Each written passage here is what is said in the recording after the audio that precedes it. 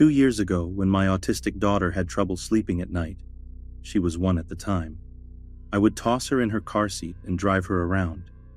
It was one of the only ways she fell asleep soundly, and I lived with my parents in a nice neighborhood. So one night I'm driving and my girl had finally fallen asleep. It's about 9 p.m. at this point. I'm hungry and want to let her fall into a deeper sleep so I can move her.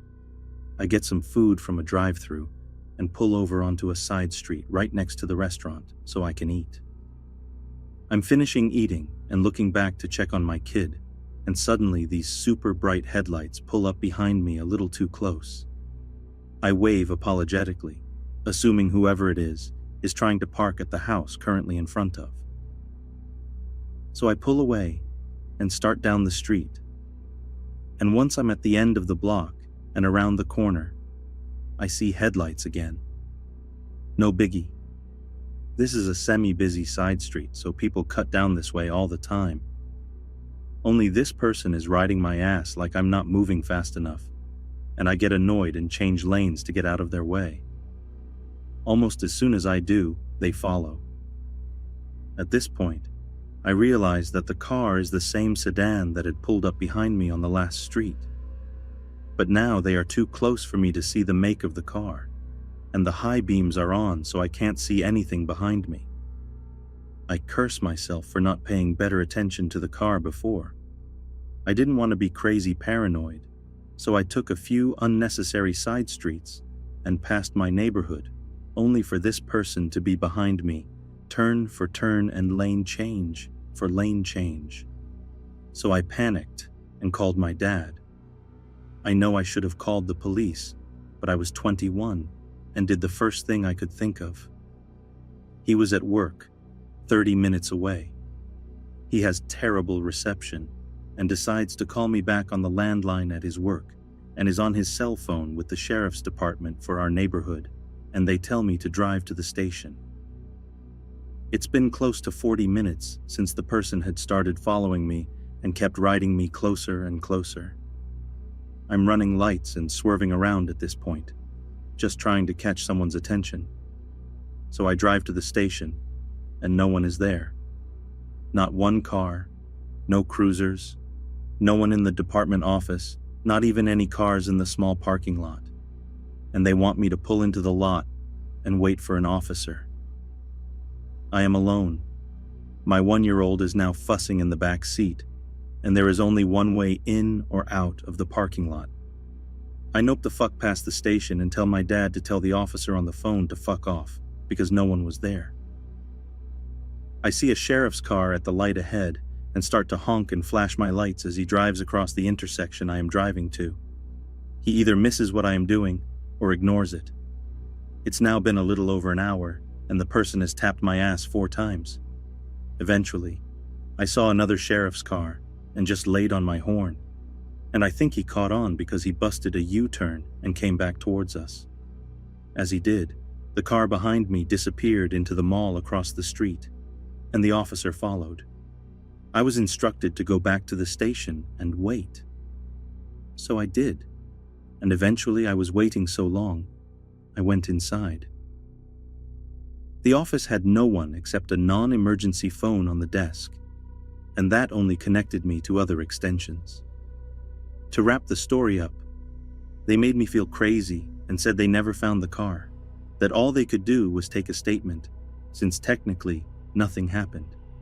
And he offered to follow me and my daughter home, only to drive away as soon as I parked while I was left to take my sleeping kid inside, shaking so hard I couldn't unlock the door. I run upstairs to my mom's room, shake her awake sobbing, and tell her what happened. It took me 2 days to sleep again at night, and to this day, I refuse to do night drives with my daughter.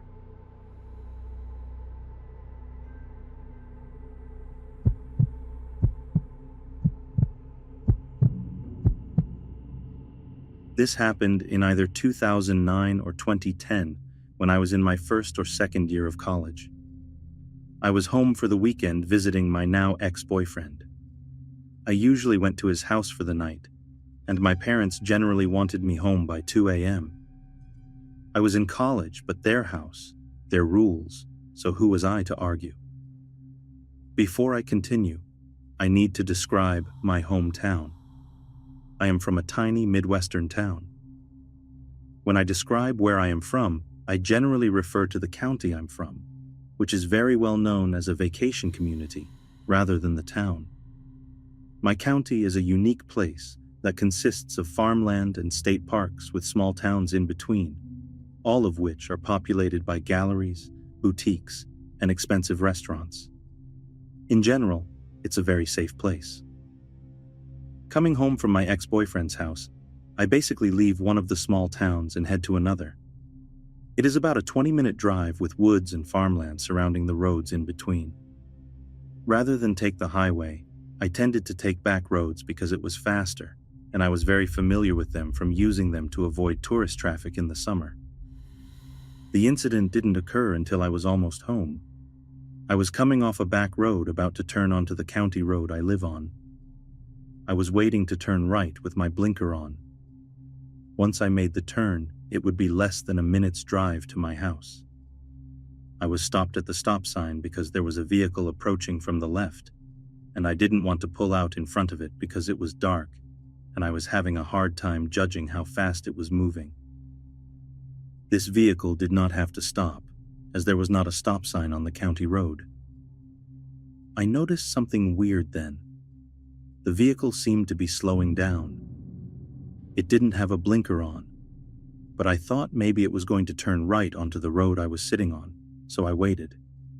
At this point, the vehicle was close enough that I could tell it was a truck. The truck had now come to a stop, and I realized it wasn't going to turn. It was waiting for me. I made the decision to pull out onto my road. The speed limit on my road is 55. I didn't do much to exceed that because I was trying to determine what I would do when I got to my house. I didn't have any more of a plan with my driveway approaching, so I whipped into the driveway, parked in front of the garage, shut off my car, ran into the garage, locked the door, and made my way into the house. I don't think I'd ever booked it into the house that fast. Once in the house, I walked immediately to the entrance to our rec room, which has windows that look out upon the road and our driveway. I looked out just in time to see headlights shining in the windows. The truck was turning around in our driveway and going back the way it had come.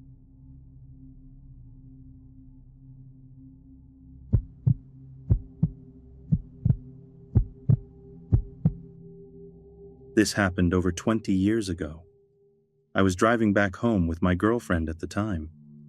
It was Christmas Eve, and my mother's family used to hold a large celebration at my aunt's house in Estacada.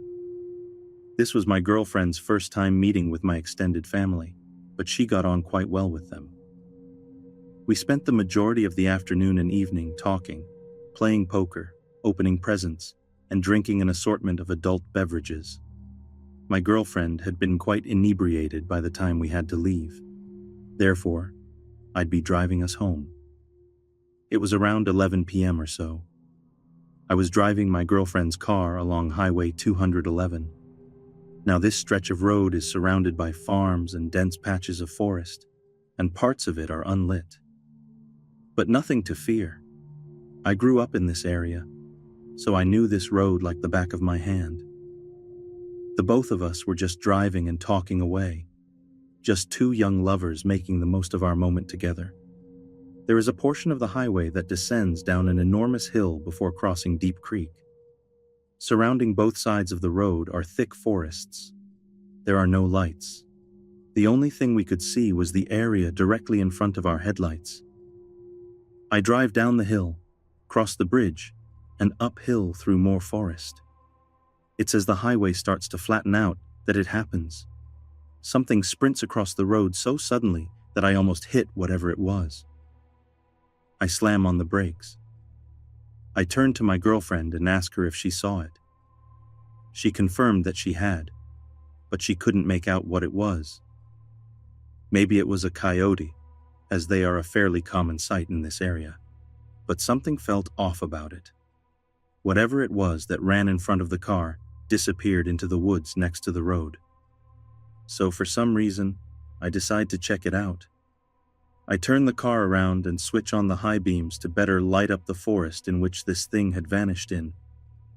I step out of the car and walk towards the woods. I don't see anything, but now it feels like perhaps I'd made a grave error. My heart is pounding, and the hairs on the back of my neck are standing at full attention, but I still don't see anything unusual in the trees. Suddenly the car's horn blasts. It's not a beep beep beep that you'd get if, say, your driver or passenger wanted you to hurry up and get in the car. No, this was a long, blaring beep. I walk back into the car and ask my girlfriend why she leaned on the horn like that. She said nothing. Instead, she pointed to a spot about 50 feet from where I was standing. I looked over in that direction, and that's when I saw it. Surely this was the thing that ran in front of our car. It was a man. He was completely naked. His skin was covered in dirt and mud, and in one of his hands, he was holding a hatchet.